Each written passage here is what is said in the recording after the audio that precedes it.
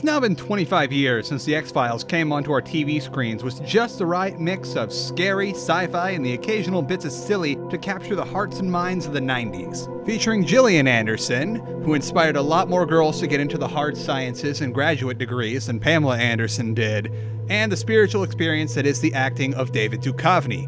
Pair it up with Chris Carter's writing, and you've got yourself a recipe for success and a cult classic.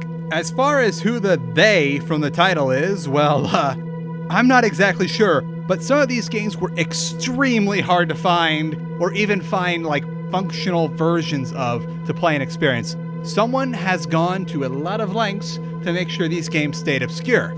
Or maybe they were just so mediocre that nobody bothered to remember them. Either way, I did the digging so we can discover that for ourselves and figure out just what the truth is. The majority of these games are official tie-ins that are fully voice acted and by the main cast at that. I actually found out about the existence of these games during my Star Citizen research, where I saw them featured on Gillian Anderson's IMDb page, and down the rabbit hole I went. Now, I'd like to think this part goes without saying, but years of doing YouTube have taught me otherwise. This video will contain major Mythos spoilers for the X-Files series. Yes, we just got over how this series is now 25 years old, but we're covering our bases because someone's gonna say, "Oh no, I didn't know that happened." Well, now you've been warned. Lastly, before we get into this, I'd like to thank all the nice folks who write guides on GameFAQs, particularly the users TJ Nardi and Sailor Amaya. Without the guides they made, I would have never been able to get through some of these games, as we're going to see in a second, some of these games have been designed to be so intentionally obtuse that it is almost impossible to get through them without a walkthrough, and as far as I can tell, most of the Brady Games guide for these either don't exist anymore or never existed in the first place. Seriously, there's some vital parts of these games that are so obscure and so hard to find out, and you have to do such an exact sequence of actions to make things happen that it would be almost impossible to figure these things out for yourself without spending hours, if not days, just mixing everything with everything and pressing up against every texture in the game. But that's enough of that. Let's get into the first game. The first game for the X-Files came out in 1997, midway through Season 4. It was called the X-Files, Unrestricted Access. Unrestricted Access served as sort of 2-disc compendium to the series, which you could fiddle around in and look at all sorts of things from various episodes, character profiles, pictures, blurbs about Mythos lore, stuff like that. Why would you buy such a thing, you might ask? Well, when this came out in 1997, nothing like Wikipedia existed yet, and Jimmy Wales wouldn't bust onto the scene asking you for $5 for another 3 or 4 years. There's no real gameplay, at least the way we consider gameplay to be now, going on here, but a fair number of games like these existed back then, since there wasn't really any other way to fiddle around with this kind of information back in the 90s. 4 did some like these. There was a Godzilla one that occasionally people ask me why I did not mention in my Godzilla video, which, if you're curious, it's because I couldn't find a working ISO or anything of it. Speaking of working, unfortunately, I could only get Disc 1 to boot, and whenever I tried to get Disc 2 working, it said I needed Disc 1.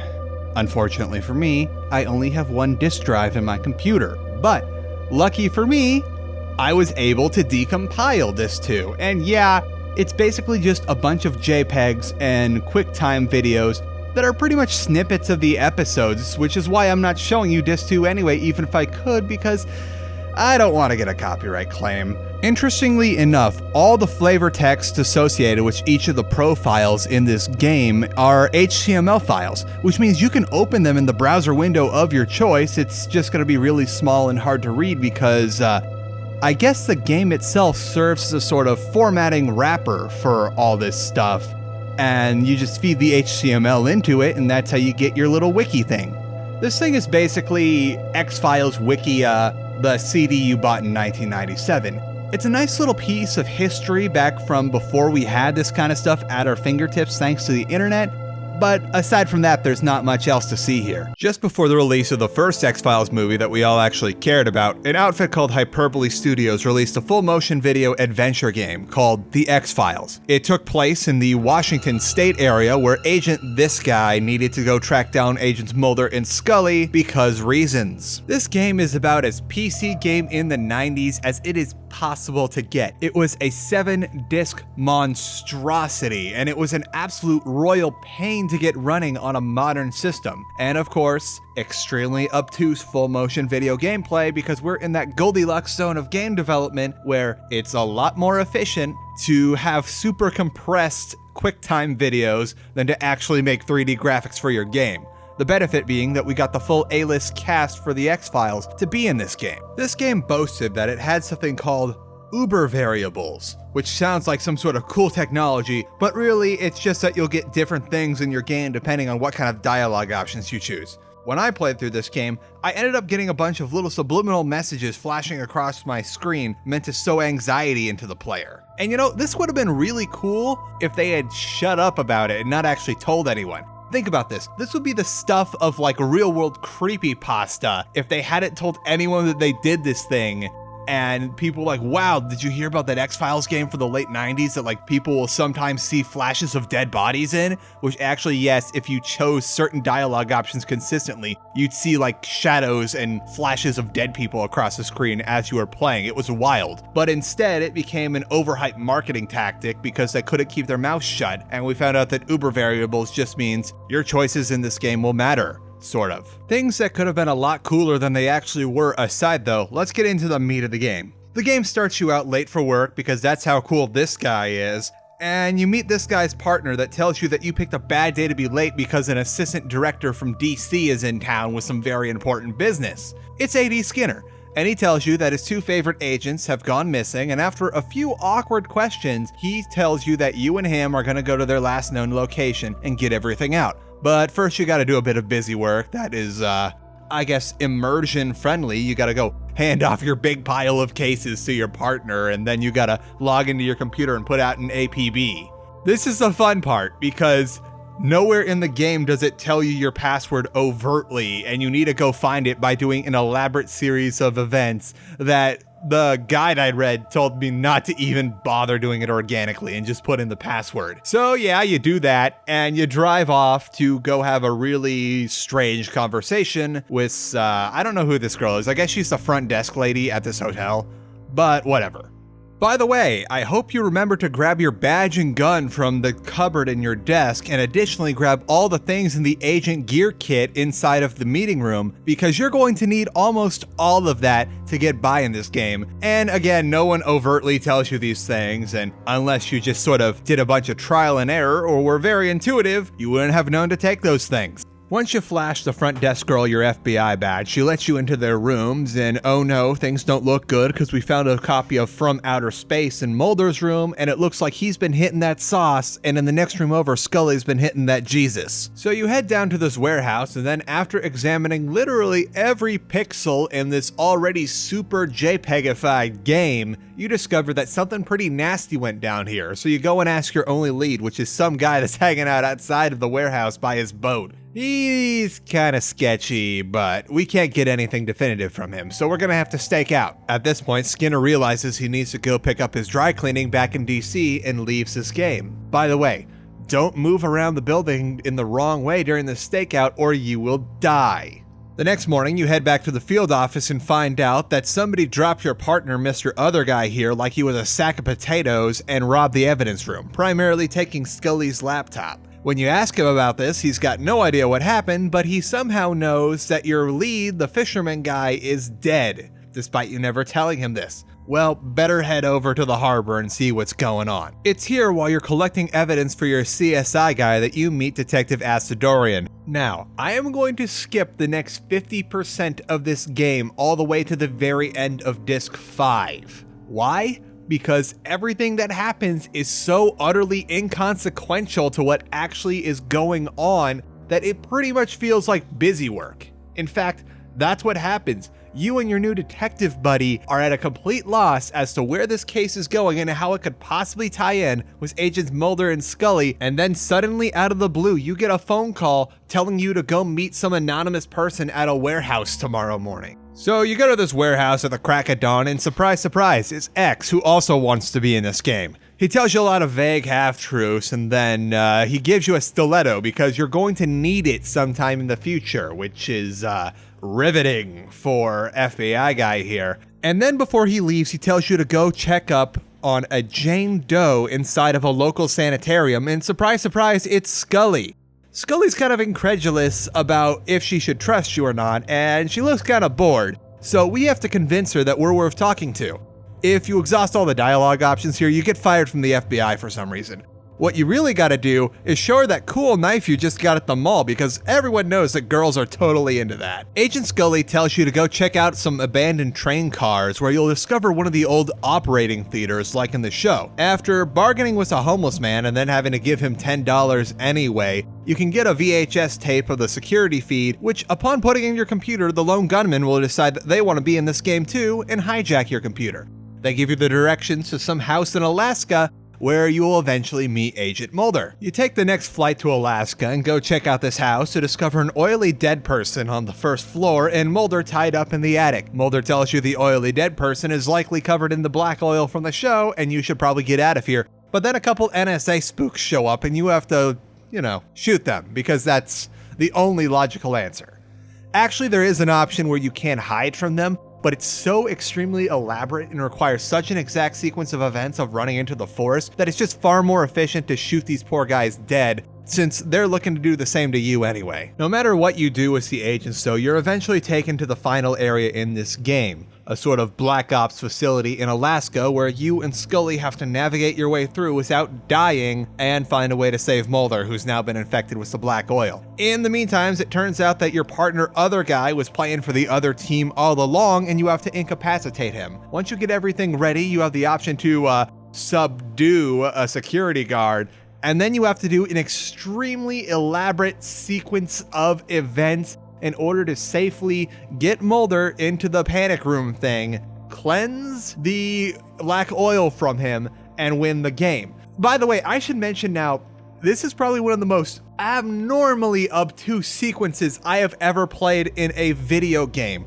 to the effect that if you do a single wrong move, you will get a 30-second game over screen where you die in nuclear fire and then you see like a close-up of your grave. You hang out in the one spot for a second too long, nuclear Armageddon. You make a wrong turn, you're dead, kiddo. You do anything that is not exactly what you need to do, including setting things up previously so that you can safely lure Mulder into the little panic room, you're dead. By the way, this is a recurring theme in this game. This game is maybe only about 4 or 5 hours long. However, in order to pad that out, there's a lot of instant death sequences or instant fail-safes.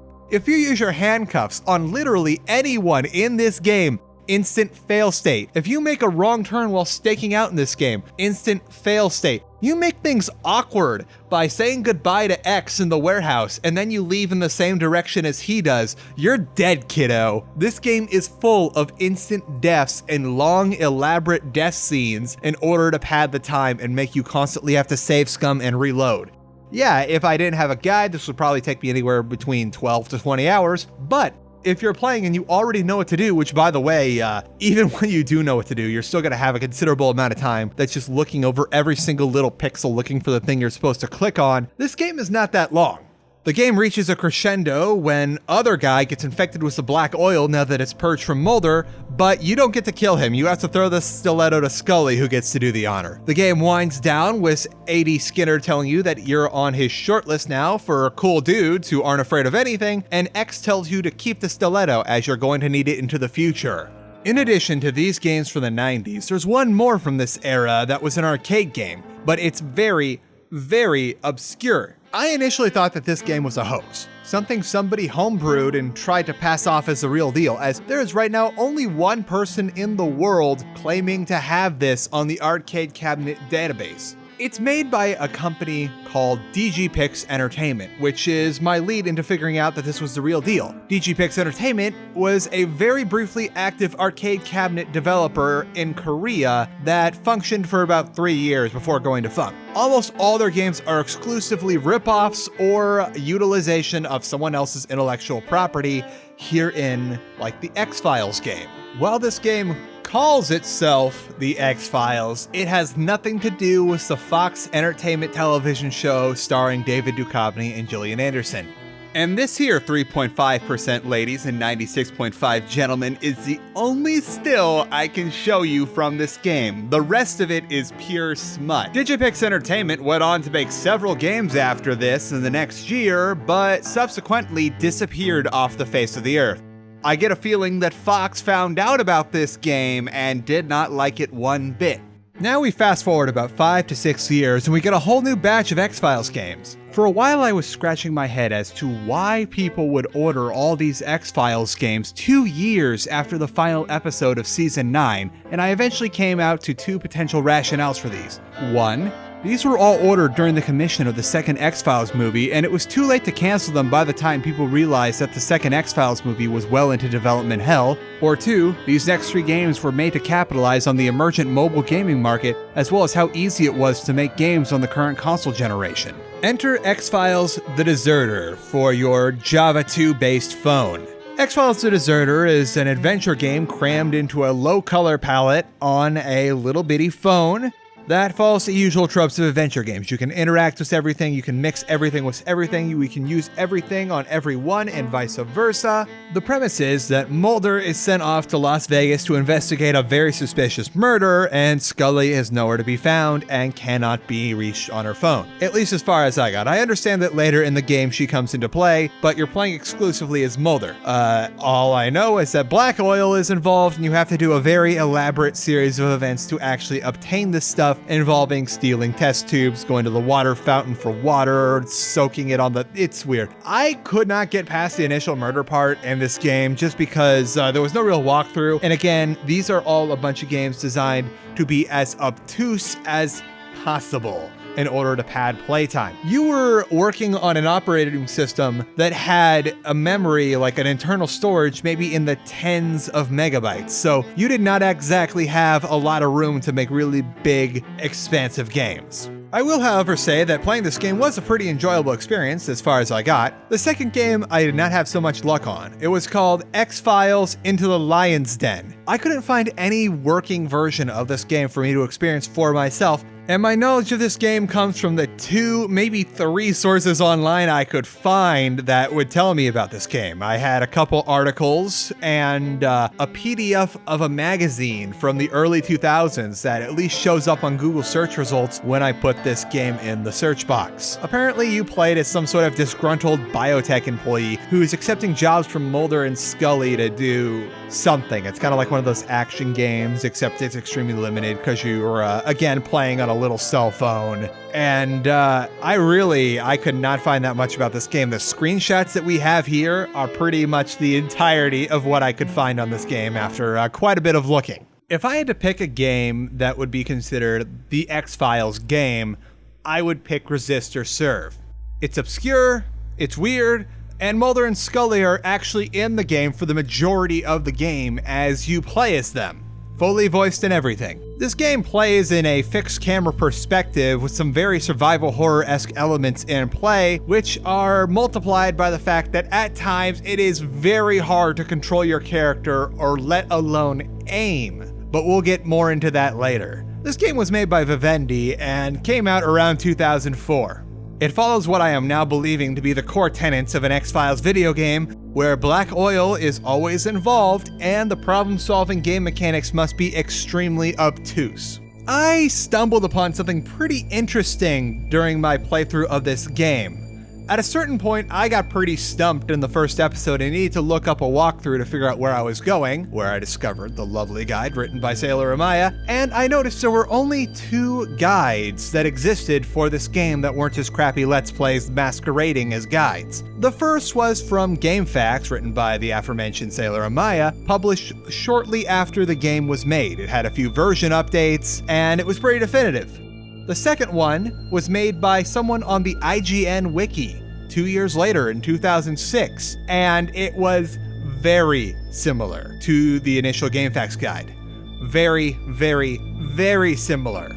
To the point where I finally got around to making a GameFAQs account and DMing the writer of the guide, since their guide was first after all, to ask him, hey, is this just you on a different account over on IGN? And it turns out no. It looks like, aside from some very minor tweaks in the beginning of the guide, the IGN guide is a literal copy and paste of the guide initially posted on X-Files. Just quick reminder, this is something that happened over a decade ago, and it's completely isolated from the controversy that I'm sure you're all thinking about right now. How about we get back to the game itself, though? The game is split into 3 episodes, fancying themselves as part of the 7th season, and each have 2 parts, which both respectively can be played as either Scully or Mulder, each giving you a unique take on the story as you play by your chosen character. We're gonna start with Scully's half of episode 1 just to get things in, and let me set the scene. So Mulder and Scully are taking a car trip to some town isolated out in the forested mountains of Colorado, where some very strange murders have taken place, so they've been asked to investigate the scene. After discovering the dead body of one of the sheriff's deputies that asked you to come by and sort things out, Mulder disappears into a diner and Scully is left to fend for herself. If you noticed, that diner has the same name of the diner that was seen in the Cher episode Postmodern Prometheus. This game is absolutely chocked full of Easter eggs and references to the X-Files series. The street names and movie posters are all named after episodes. There's tons of little bit of Easter eggs to characters and events that have happened across the 7 seasons that this game chooses to acknowledge. This game is a fanboy's dream for X-Files references, and it's a shame it's not better than the game we got. Scully suddenly finds herself fending off some crazy person acting very erratically, and I hope you guys don't have any moral objections to kicking anybody while they're down, because if you want to get by in this game without using cheats, you almost exclusively have to shoot people till they fall down, conserving as much ammo as possible, and then repeatedly kicking them on the ground until they die, as ammo is very scarce in this game. Also, be ready to exclusively use auto-aim, as it is almost impossible to line up a shot otherwise. Scully makes her way to the police station, where she meets up with some guy in jail who seems to be the only sane person, and unfortunately this dude dies before she can go get the dude's medicine. And when she gets back, at least Mulder's there, and she arrives just in the nick of time to stop him from getting zombified. So they go over to the hospital, where Mulder gets bitten by one of the zombies anyway, and you have to think fast, autopsy a body, and create an antidote to the zombie virus. Because yeah, that's totally how that would work.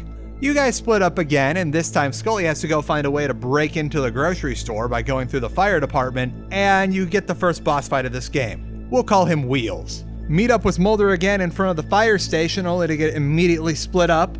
By the way, you might have noticed that you can collect beer bottles in this game for whatever strange reason. You'll also notice that during the first episode, both characters will pick up a lighter.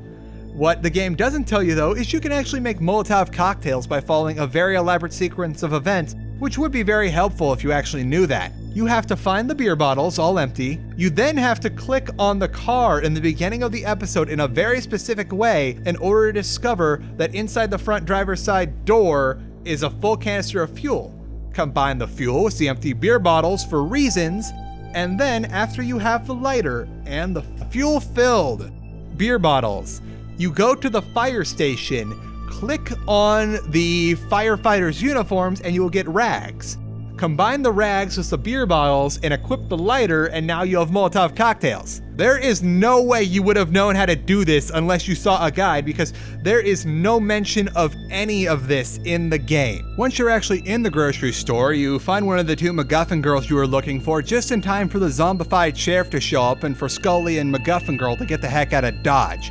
Once you're in a graveyard far away from the grocery store, MacGuffin girl starts vomiting black oil, and you need to get the heck out of Dodge now, to where you find yourself in some sort of abandoned bunker with the rest of the townspeople. You hang out for about as long as it can be to grab a pair of night vision goggles and then have the whole bunker explode on you. And then after another zombie fight, you and Mulder make it to Act 2. Mulder's story is pretty similar except for a few key differences.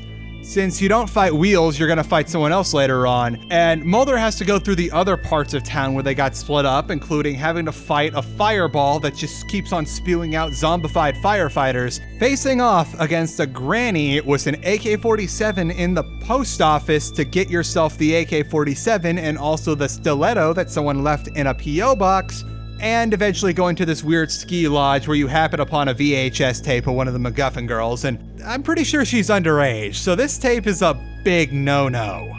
Later on, after the door gets slammed on you at the fire station, you have to find an elaborate way to get to the grocery store involving returning a videotape and scoffing at the lackluster porno section in said video store and finding a secret passage there. You get to the grocery store where you and Scully find MacGuffin Girl. And then you get to fight the sheriff as Scully takes MacGuffin Girl to safety. At first you think, okay, Sheriff is not going to be too bad as he's got a shotgun and I've got lots of cover. But then he starts glowing, and then he T-poses at you and releases a barrage of death energy, and then you realize, wow, this fight is pretty wild. You eventually have to use the stiletto on this guy because I guess he's alien, and then you meet up with Scully again in the bunker, grab the night vision goggles, escape, and off to Act 2.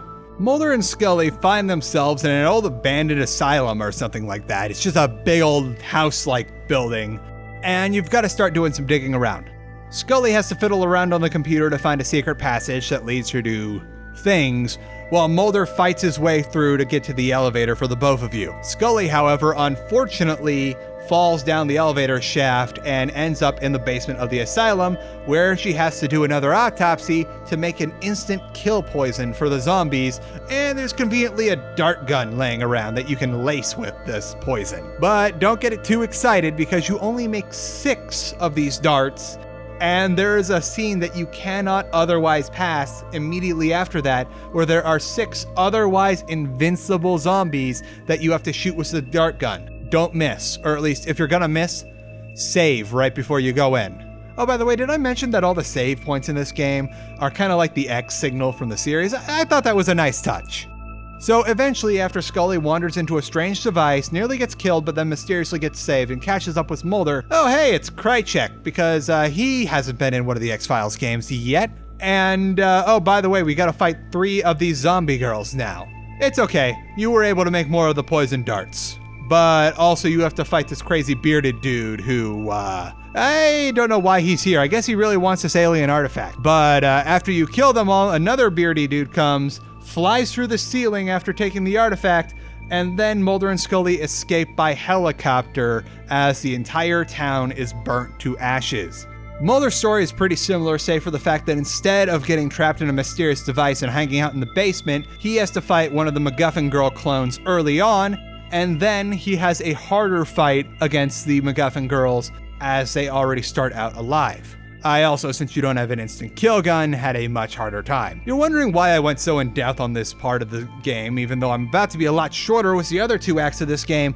And that's because, have you noticed some similarities? Like, you've heard this story before. Playing in a game that has 2 separate characters playing through the same area, involving going to a deserted mountain town that has mysterious murders in it. And after investigating these mysterious murders, you have to go to a deserted mansion type building and find out that there's a secret laboratory underneath it where they're trying to make some sort of super soldiers, only ending, and after fighting said super soldiers, everything gets burnt to the ground. Yeah, this game is an overt beat for beat ripoff of the first Resident Evil. The second and third episodes aren't so bad though, and have a bit of individuality, albeit them being very short. In episode 2 for Scully, after a meeting with Skinner where they tell you, okay, you gotta back off this case because reasons, Scully decides to recruit the lone gunman in order to go snoop out the company that was behind everything over at the mountain town. You end up infiltrating the company disguised as their scientists, and by the way, you need to back out of a lot of menus in this part of the game, and if at any point you draw your gun during the first half of this episode, you instantly lose because security finds you out. The button to draw your gun and the button to back out of the menu are the same button, so be extra careful. Later on, when everything goes crazy and the mission is compromised, you're allowed to shoot people, which eventually ends up in finding another crazy robed bearded man, but this dude can breathe fire. Don't worry, you kill him though. Mulder's story is a lot shorter and a lot weirder. After being dismissed from Skinner's office, you go home only to start tripping out. You eventually find yourself in Skinner's office again, except everyone is Hitler and you have to kill them. Then after that, you run out of Skinner's office and hallways are suddenly infinitely long and there's aliens. And then after that, Scully tries to give you your medicine, but you run away from her. But then Murray DeKrilvarubrius tries to give you your medicine and you're like, okay. And that's the end of episode 2 for Mulder. It was a trip. The final episode of this game takes place in Tunguska, Russia, because we could not get enough of that area in the series. Upon discovering that Mulder has flown off to Russia again, Skinner authorizes Scully to immediately fly off and catch him before he does something really stupid, and you go through this weird Black Ops facility that somehow is not causing an international incident simply by being there. And at this point, it's more of the same from the first episode. The things of note here are now everyone has guns as their military soldiers, and that not only is Krychek here, but Marina Krovarubius is here too. Everyone is here. Black Oil is here. And yeah, by the way, your helicopter pilot gets turned into a zombie, so you're gonna have to drive to the spaceship that you've discovered. And then it's just a mess. After doing a very, very strange and specific series of events to power up a boat to go to the sunken church you discovered, which may or may not have a spaceship in it, you get attacked by a tentacle monster that we never see again. After which you have to make your way through the entire sunken temple, meet up with Mulder one last time, kill a half-dozen Russian soldiers, and then you get to fight the final boss, who I will describe with one sound clip here, and you will get an idea of how frustrating this boss is. It's no use! Yep, just like that. Now you're asking yourself, how could this possibly get any worse? And let me tell you about Mulder's side of this final episode. Mulder arrives in Tunguska earlier, and he gets reacquainted with a group of one-armed villagers who don't want to take the test. After running off completely unarmed, he eventually breaks into the Russian Black Ops facility, decides that he needs to steal a bunch of guns and what have you, faces off against Krychek, discovers Marina Kovarubius, find out that Scully is very disappointed in his behavior before finally going to the sunken temple. After meeting the tentacle monster from Mulder's point of view and heading to the sunken temple, you have this strange tower chase fight with Krychek that leads all of nowhere, and then you get to Mulder's version of the final boss. And let me tell you, I had an easier time with the Soul of Cinder than I did with this boss. I had an easier time when I was 8 years old fighting the third gym in Pokemon Gold in that stupid Miltank than I had with this boss.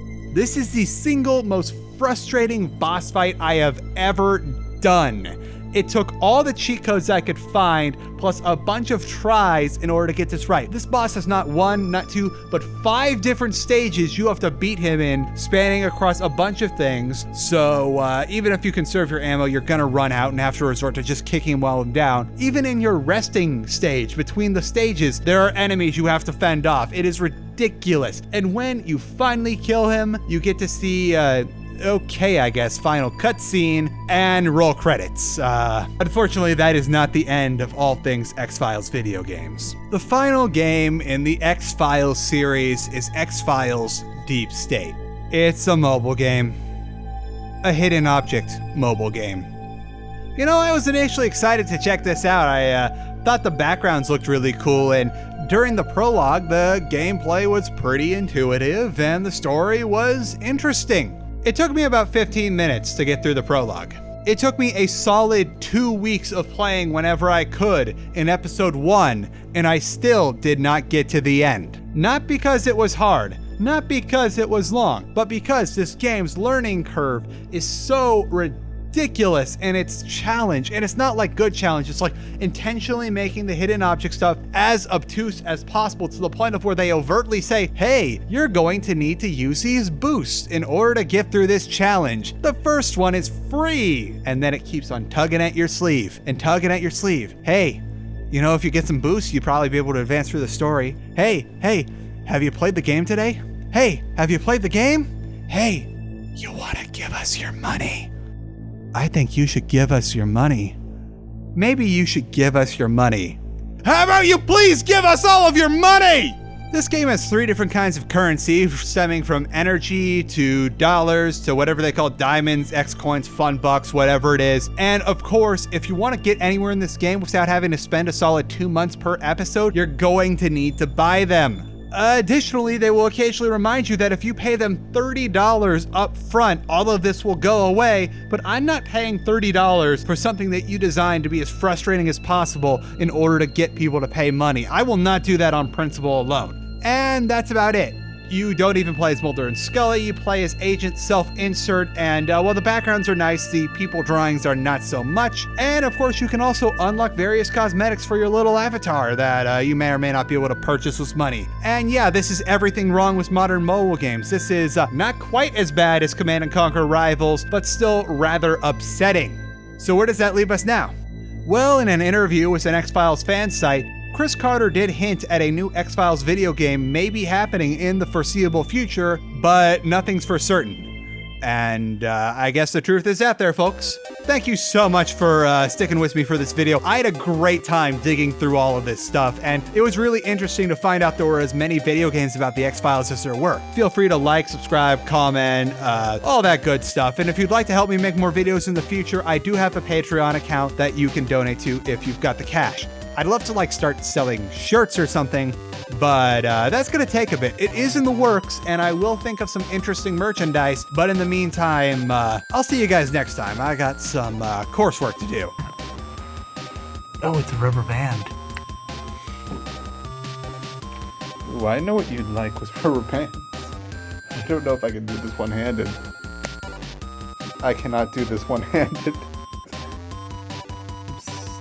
Crap, I lost it. I should really deep clean the carpet. What do you think? He's still looking for the rubber band. Let's find the rubber band. Probably under my butt.